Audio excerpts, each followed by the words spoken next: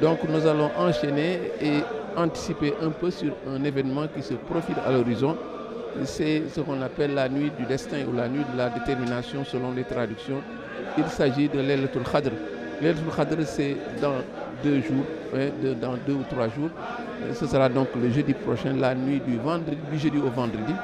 Et par anticipation, nous allons nous parler de ce jour, puisque c'est un jour, c'est une nuit, devrais-je dire, une nuit qui est très marquante dans l'islam, une nuit qui a été évoquée dans le Coran, la référence suprême. Et il est important de rappeler que c'est une nuit qui a été évoquée dans la sourate 97, pour ceux qui seraient tentés de faire des recherches, dans la sourate 97 du Saint-Coran, une sourate qui n'est pas longue, 5 versets, mais 5 versets qui en disent long sur l'envergure et la notoriété de cette nuit. Le poème que le cheikh a composé et qui fait référence à cette nuit fait 15 vers. Ce n'est pas un poème très long et c'est un poème qui est écrit avec le maître du Rajaz. Cette fois-ci, nous ne sommes pas en présence d'un acrostiche, mais c'est un poème qui a été composé, n'est-ce pas, directement. Donc le titre est Miftahul Nasri fi Du'a Laylatul Qadr, la clé de l'assistance providentielle de Dieu dans les prières à l'occasion de la nuit de la détermination.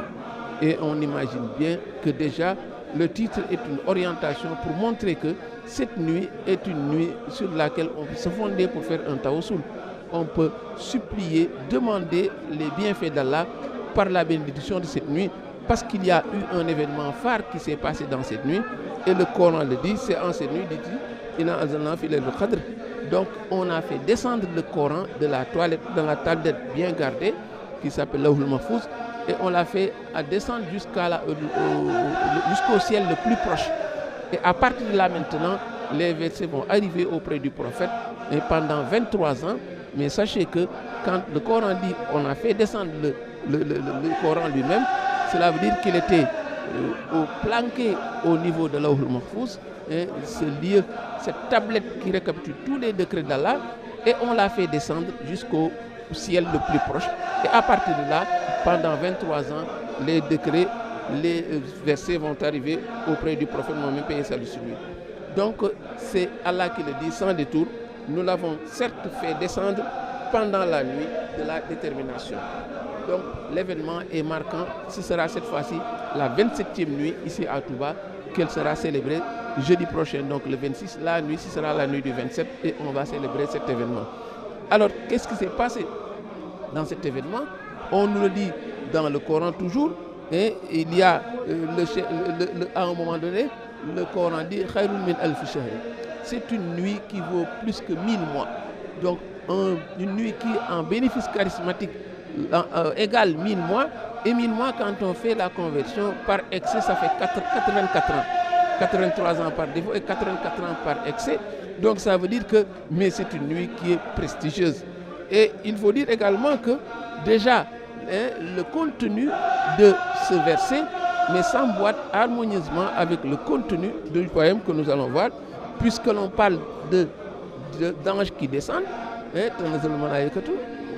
donc des anges qui descendent, et le prophète Jibril, et l'ange Gabriel également qui descend, mais cela veut dire que c'est un événement majeur.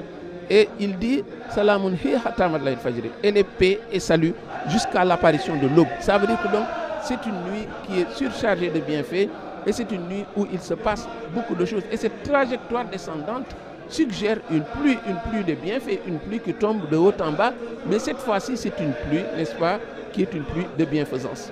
Et on ne devrait pas, en tant que musulman, en tant que croyant, se priver de tous ces bienfaits-là qui surchargent cette nuit-là.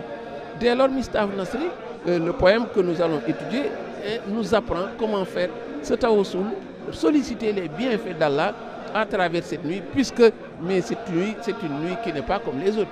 C'est une nuit qui vaut 83 ans, mais ça veut dire que donc c'est une nuit prestigieuse. Et le premier vers dit Alhamdulillah mujib zil qadar man khassana fadlan bi laylatil qadr. Louange à Dieu qui exauce les vœux, le maître du décret divin, lui qui nous a accordé avec exclusivité les faveurs de la nuit du destin, Laylatul Qadr. Et on montre déjà que le poème s'ouvre sur une note de reconnaissance. Une reconnaissance pour tous ces bienfaits qui ont été accordés exclusivement. Parce que quand l'arabe dit khassa, ça veut dire que c'est une exclusivité qui a été accordée à la communauté du prophète. Mais puisque c'est en lien avec le Coran et le Coran a été accordé à la communauté du prophète, ça veut dire que tout bien qui est rattaché à ce Coran revient de droit, revient exclusivement à la communauté du prophète. Ça également, c'est une marque de distinction qu'il faut mettre en évidence. Le vers 2 est marquant par l'usage de l'intertextualité sur le plan formel. Quand le cheikh dit Atagada ghayran min alfi shahrin, donc jusqu'à ce qu'il devienne meilleur que 1000 mois, là l'intertextualité est flagrante.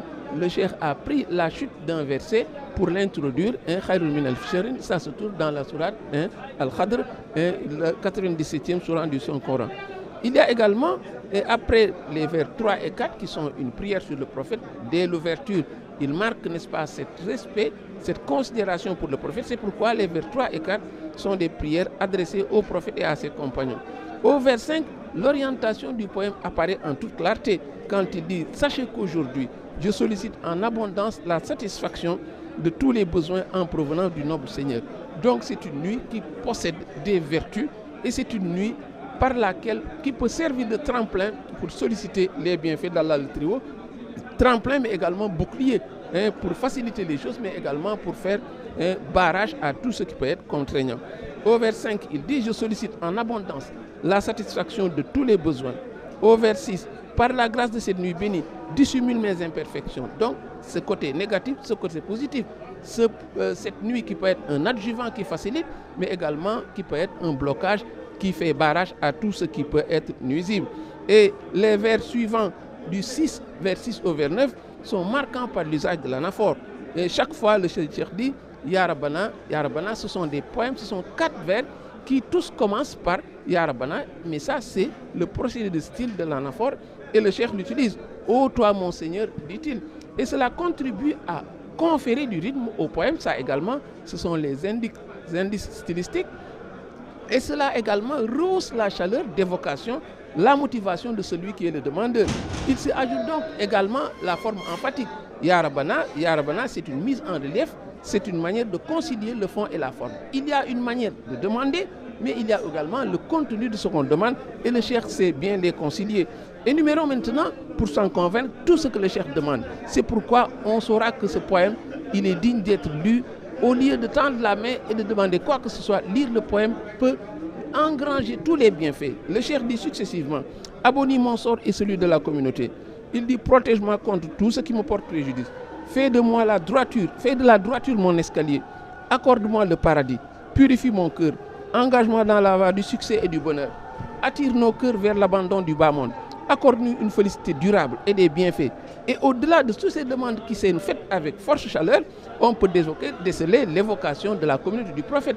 Ça également, 2 passages, les versets 7 et 10, font allusion directe à la communauté du prophète. On l'entend dire, abonner le sort de ma communauté, puis ensuite à toute la communauté musulmane. Ça également, c'est une manière de présenter le cheikh comme un héritier du prophète, parce que la préoccupation du prophète, c'était sa communauté. C'est pourquoi qui hérite du prophète hérite également de cette préoccupation pour sa communauté, également bien marquée. Il y a également la thématique de bien priser du cheikh, cet hommage au prophète, ces propos laudatifs au prophète qui ne pouvaient pas manquer.